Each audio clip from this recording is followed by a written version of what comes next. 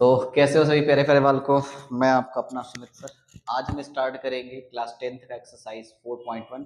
इसके पहले जितने कॉन्सेप्ट होते हैं, बेसिक बात होती है, ये मैंने आपको करा दिया था। ठीक, तो शुरुआत करते हैं सीधे आज के सवालों के ऊपर से। आ जाइए। पहला सवाल क्या है कि जांच कीजिए क्या निम्न समीकरण द्विघात समीकरण है। प्रत्येक समीकरण का मानक रूप ऐसा होता है। तो चलो फिलहाल हम जांच करते हैं। जो हमारा पहला सवाल है 4.1 का, वो है कि जांच कीजिए कि क्या यह एक द्विघात समीकरण है कि नहीं है। कोई बात नहीं, चेक करिए। सकल सूरत क्या देखेंगे मेरे भाई? सकल सूरत क्या देखना है? सकल सूरत देखना है कि अगर सवाल में, एक सेकंड भाई, कलम थोड़ा सा कलर चेंज। अगर एक्स स्क्वायर प्लस, कभी भी X square A X square plus B X plus C का अगर टर्म दिखाई देगा, इस फॉर्मेट का दिखाई देगा, सॉल्व करने के बाद, तो हम कहेंगे द्विघात समीकरण है। नहीं दिखाई देगा तो हम कहेंगे द्विघात समीकरण नहीं है। चलो चेक करें। पहले सवाल में दिया है एक्स प्लस वन का whole square is equal to two bracket of x minus three. तो क्या ये द्विघात समीकरण है? आप कहोगे सर एक्स का पावर तो अभी वन है, बिना सॉल्व किए आप नहीं बताएंगे। ओके चलो पहले सॉल्व करते हैं। तो X square A square plus B square plus two A into B. भाई ये ए है, ये बी है, तो A square plus B square plus two A B is equal to two, bracket को तोड़ दो तो 2x माइनस का 6। वो आप इसे देख पा रहे हैं, आप इसे थोड़ा और सॉल्व करें। X square plus one plus 2x is equal to 2x minus 6। 2x से 2x कैंसिल हो गया, तो रिजल्ट क्या बचा? X square plus one is equal to, आप इसे बुला ले इधर, तो x प्लस का हो जाएगा इजकल टू 0।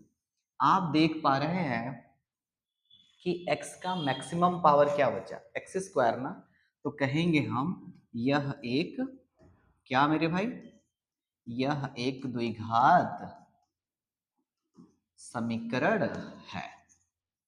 ठीक, ये हो जाएगा कि हाँ सर ये एक द्विघात समीकरण है। ओके चलो, नहीं समझ में आया? अगले सवाल को और अच्छे से ट्राई करते हैं, बढ़िया समझ में आएगा। चलिए अगला सवाल है भाई, लीजिए। X square minus 2x bracket में माइनस टू और सेकेंड ब्रैकेट में 3 माइनस का x। सॉल्व करें क्या? आ जाओ। तो भाई क्या होगा, आप इसे सॉल्व करेंगे तो आपका रिजल्ट कुछ ऐसा आएगा, माइनस का 6 और माइनस माइनस होते हैं प्लस, 2 में x से मल्टीप्लाई किया तो 2x। ठीक, तो मेरे भाई इसे आप देख पा रहे हैं कि हम इसे सॉल्व किए तो मैक्सिमम पावर कितना बचा? एक्स स्क्वायर बचा ना, तो हम कहेंगे यह एक द्विघात समीकरण है। ओके लल्ला, तो लिखेंगे यह एक द्विघात समीकरण है। ओके चलिए बढ़िया। दूसरा वाला सवाल भी द्विघात समीकरण है। आगे बढ़े, बढ़िया। अगले सवाल के ऊपर आइए। देखिए सवाल नंबर 3 कि पहले ब्रैकेट में दिया है x minus two, second bracket में दिया है x plus one is equal to x minus one और x प्लस का 3। अभी तो सब सर x का पावर 1 दिख रहा है, तो आप सोचोगे द्विघात समीकरण है, बिना सॉल्व किए नहीं, बिना सॉल्व किए नहीं चेक करना है। पहले चेक करिए सॉल्व करके। x में दोनों टर्म से मल्टीप्लाई होगा तो हो जाएगा यहाँ पे कितना बेटा, एक्स स्क्वायर प्लस का x। अब माइनस टू से मल्टीप्लाई करिए तो minus two x minus two is equal to, यहाँ पे मल्टीप्लाई करेंगे तो एक्स स्क्वायर प्लस 3x, और नेक्स्ट क्या होगा, माइनस एक्स और माइनस का 3। आप देख पा रहे हैं कि एक्स स्क्वायर से एक्स स्क्वायर कैंसिल हुआ, तो कितना बचा? यहाँ बचा 2x से x गया, क्योंकि एक प्लस है और एक माइनस है तो सब्ट्रैक्ट होगा, तो minus x minus two is equal of, यहाँ 3x से x गया तो 2x माइनस थ्री। अब आप देख पा रहे हैं कि यहाँ पे तो एक्स स्क्वायर का पावर 1 हो गया, और अपने को चाहिए कितना, मैक्सिमम 2 चाहिए, तो यह एक द्विघात समीकरण नहीं है। यह एक, लिख देंगे एग्जाम में कि द्विघात समीकरण नहीं है, समीकरण नहीं है। बढ़िया, ओके चलिए बहुत शानदार। अगले सवाल के ऊपर चले, आ जाइए। नहीं समझ में आएगा कमेंट जरूर कर देना भाई, अगली बार फिर से रिपीट कराऊंगा, कोई दिक्कत नहीं है। चलो अगला सवाल क्या है, पहले ब्रैकेट में x माइनस 3, सेकेंड ब्रैकेट में 2x प्लस 1 और फिर इजकल टू x ब्रैकेट में x प्लस 5। ओके, मेरे भाई से सॉल्व करेंगे। मैंने कहा कि x से दोनों में मल्टीप्लाई करिए तो होगा 2x square plus x minus 3 से करेंगे तो 2 into 3 6x minus 3 is equal to x square plus का 5x। ओके, एक्स स्क्वायर यहाँ भी है, 2x स्क्वायर यहाँ भी है, इनको एक साइड कर लो। 2x square minus x square और 5 से भैया अगर मान लो एक चला जाएगा 6 से तो ये हो जाएगा माइनस का 5x माइनस 3, इस टर्म को भी इधर बुला लो तो माइनस का 5x is equal to 0। 2x square से अगर अगर एक एक्स स्क्वायर जाएगा तो एक्स स्क्वायर यहाँ पे माइनस का 6 और माइनस का 5 माइनस 11x माइनस का 3 इजकल टू 0। आप देख रहे हैं एक्स स्क्वायर का मैक्सिमम पावर कितना है सर? एक्स स्क्वायर का मैक्सिमम पावर 2 है, सॉरी एक्स का पावर 2 है, यानी यह एक द्विघात समीकरण है। यह एक द्विघात समीकरण है। उम्मीद है कि आपको अब पूरी बातें समझ में आ रही होंगी। अगले क्वेश्चन की तरफ आ जाइए। अगला क्वेश्चन है कि जांच कीजिए कि क्या द्विघात समीकरण है। तो मेरे भाई सेम क्या करेंगे सर? सबसे पहले हम क्या करेंगे, इस 2 से आपने पहले थोड़ा मैं आपको सही करके फिर आपको आगे छोड़ दूंगा, इसे आप सॉल्व करके ना मुझे कमेंट बॉक्स में कमेंट कर दीजिएगा। इस 2 को अंदर ले लीजिए, 2x माइनस का 6 इधर हो जाएगा x से तो एक्स स्क्वायर और माइनस का x प्लस 5x माइनस का 5।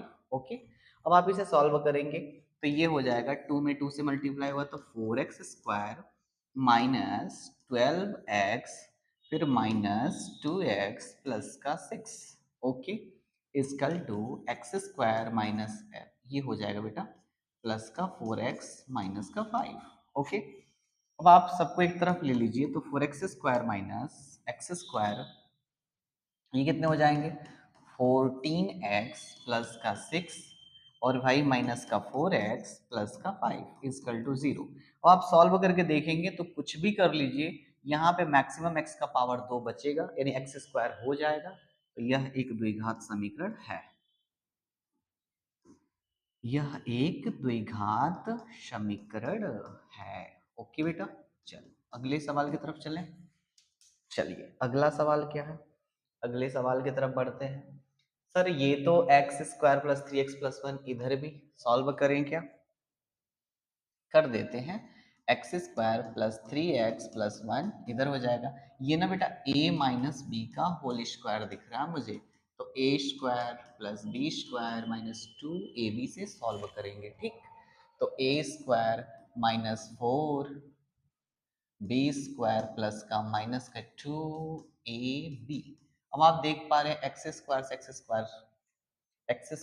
एक्स स्क्वायर क्या हुआ, कैंसिल हो गया। तो आपका एक्स स्क्वायर बचा ही नहीं, मतलब 2 का एक्स का पावर 2 बचा ही नहीं, तो आप सीधे कह देना यह एक द्विघात समीकरण नहीं है, समीकरण नहीं है। क्लियर, बहुत शानदार। चलिए आगे बढ़ते हैं भाई। आगे हो जाएगा क्या, x प्लस 2 का होल क्यों। बिना सॉल्व किए भाई ये मत समझना कि 3 का पावर है तो ये तो है ही नहीं, आप सॉल्व करेंगे। ठीक, देखिए कैसे सॉल्व करेंगे। तो सॉल्व करेंगे सर किस, एक सेकेंड मेरे भाई, सॉल्व करने का मेथड क्या होगा यहाँ पे। तो सर हम कहेंगे कि सॉल्व होगा अपना a प्लस बी का होल क्यूब। तो क्या होता है a क्यूब प्लस b का क्यूब मतलब 8 हो जाएगा प्लस 3ab ब्रैकेट में a plus b।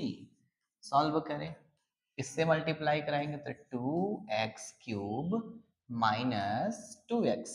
Okay, solve करें क्या, एक्स क्यूब प्लस 8 प्लस ये 6 होगा, 6x का x में मल्टीप्लाई हो जाएगा तो 6x स्क्वायर प्लस ये 6x का 2 में हो जाएगा तो ये हो जाएगा भाई 12x equal to 2x cube minus का 2x। ओके, तो आप देख पा रहे हैं कुछ भी कर लिया जाए तो तो x का क्यूब समाप्त नहीं हो सकता, इसलिए हम सीधे कहेंगे यह एक द्विघात समीकरण नहीं है।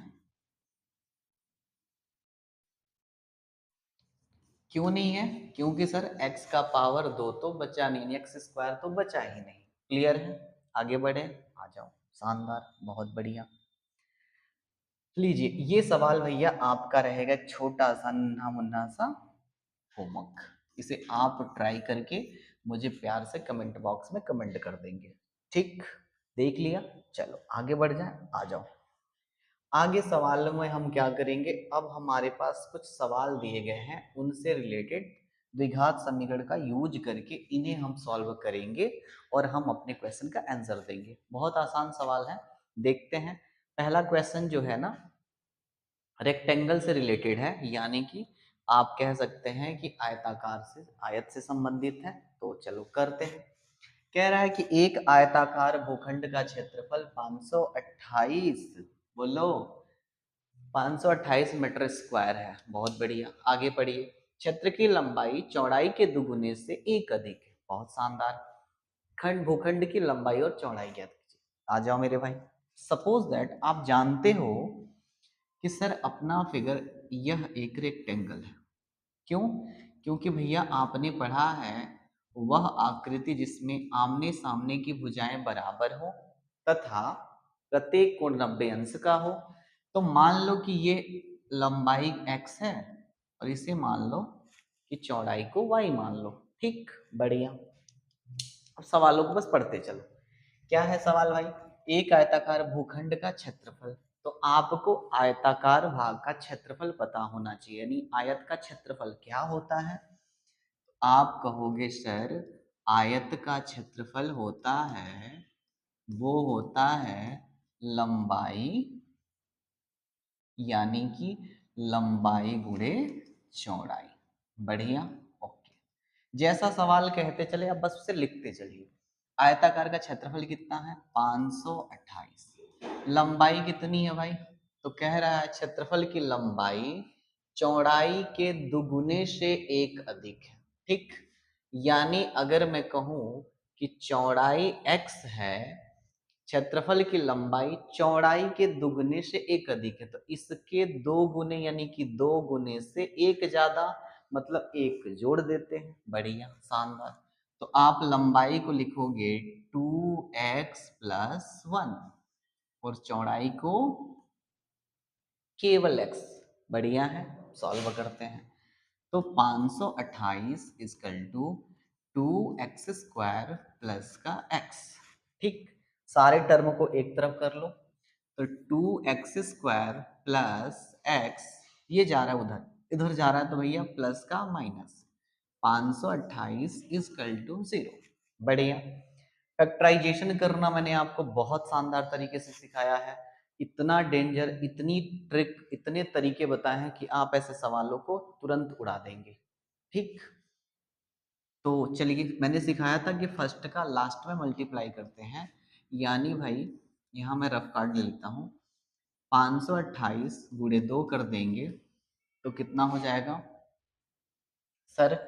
इसको ब्रेक कर देते हैं क्या? 8 दूनी 16 का 6, हासिल 1 हुआ, 4 और 1 5 हो गए बेटा, और ये हो गए 1056। अब 1056 के ऐसे फैक्टर करिए, गुणा कराने पे 1056 और घटाने पर आ जाए 1। सर ये तो बहुत भारी विषय है, तो मैंने आपको पढ़ाया था मेरे भाई। बट आ जाओ, पहले रूल यहाँ सिखाते हैं, जो बच्चे मान लो नहीं देख पाए हैं उनके लिए मैं कह रहा हूँ। सबसे पहले इसका फैक्टर करिए, 2 से करेंगे 528 जो कि पहले से ही है, फिर 2 से करेंगे 2 दूना 4, 2 छक्के 12, 2 चौको 8, फिर 2 से करेंगे 13 और 2 132। 11 इंटू 12 कर दें क्या? सीधे सीधी बात। अब हमें क्या लाना? 1 लाना है ना। तो किस किस की सेटिंग करवाते हैं भाई? ये कर दो 6, ठीक, ये कर दो 3 और ये कर दो 1। पहले देखते हैं। तो सर अपने पास क्या हो जाएगा? 2 दूनी 4, दुत्तियाँ 6 दूनी 6 और 6 दूनी हो गया 12, 12 दूनी 24 और 11 दूनी 22। नहीं, ये सेटिंग गड़बड़ है, आगे बढ़िए। फिर क्या? 2 दूनी 4 दूनी 8 दूनी 16 और 16 दूनी 32 और 11 तियाँ 33, यानी गुरुजी 32 गुणे 33। ये दो नंबर हमारे काम कर रहे हैं, ठीक है ना। 32 गुणे 33, तो क्या नियम बताया था, ट्रिक से उड़ाते हैं। तो बताया था कि x के दो दो रूट आएंगे, यानी मूल आएंगे, और मूल निकालने का तरीका सिखाया था कि जो दो फैक्टर बनेंगे तो आप लेना x बराबर पहली वैल्यू आएगी, जो कि बड़ी वाली वैल्यू बताया था माइनस में, तो यानी कि माइनस 33/2, सॉरी 33/2, जो कि ले नहीं सकते, क्योंकि भाई आप दशमलव वाले जितने भी नंबर आएंगे आप उन्हें छोड़ देंगे। x बराबर अपने पास आ रहा है 32/2, यानी कि सर रिजल्ट आ रहा है 16 मीटर। और 16 मीटर क्या है सर, ये तो चौड़ाई है। तो चौड़ाई अगर 16 मीटर है मेरे भाई, तो लंबाई कितनी होगी सर, इसके दोगुने से एक ज्यादा। तो 16 का डबल करके एक जोड़ दो, 32 + 1 = 33, ये हो जाएगा आंसर। ठीक, क्लियर है, समझ में आया? नहीं आया तो एक बार दो बार इसको रिपीट करके देख लेंगे, आ जाएगा। ठीक, आगे बढ़े क्या? चलिए आगे बढ़ते हैं मेरे भाई, अगले सवाल के ऊपर आ जाइए। बहुत बढ़िया सवाल है, बोर्ड के लिए फेवरेट सवाल कह सकते हैं, क्योंकि ये बोर्ड में आ चुके सवाल है मेरे भाई। चलो, कह रहा है कि दो क्रमांक धनात्मक संख्याओं का गुणनफल 306 है, उन्हें ज्ञात करिए। तो संख्याएं क्या है वो बताने हैं। तो मान लो क्रमागत जब भी कहेगा तो एक संख्या x है तो अगला संख्या x + 1 होगा। क्लियर है भाई? तो कहेंगे सर माना कि दो क्रमागत संख्याएं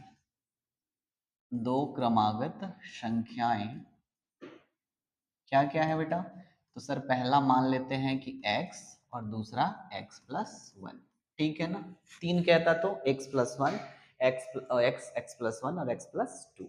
चलो, इनका गुणनफल, गुणनफल का मतलब इनका गुणा करा दीजिए। तो प्रश्न के हिसाब से हो जाएगा x और x + 1 का गुणा कराने पर क्या, 306। बढ़िया, शानदार। मल्टीप्लाई कराइए, x² + x -306 = 0। अब 306 के ऐसे दो नंबर सोचो कि मल्टीप्लाई करने पर 306 आ जाए, घटा देने पर 1 आ जाए। ठीक, तो 306 के बारे में सोचते हैं भाई, आ जाओ। अगर मैं इसे ट्रिक से करता तो उड़ा देता, लेकिन बोर्ड में ट्रिक नहीं चलता मेरे भाई, पूरा डिटेल्स मांगते हैं वो, ठीक है ना। तो ये हो जाएगा सर कितना, 153। सर ये 3 से 5 और ये हो जाएगा सर 1, 17×3 = 51, 17 से और 3 से, तो 3 त्रिक के 9 दूनी 18, यानी दो फैक्टर बने 18 और 17, ठीक है ना। दो फैक्टर बन गए 18 और 17, ले लो। तो मैंने सिखाया था कि बड़ी वाली वैल्यू हमारी सर निगेटिव होगी, प्लस में आएगी, और दूसरी वाली वैल्यू मैंने सिखाया था कि सर ये माइनस में आएगी।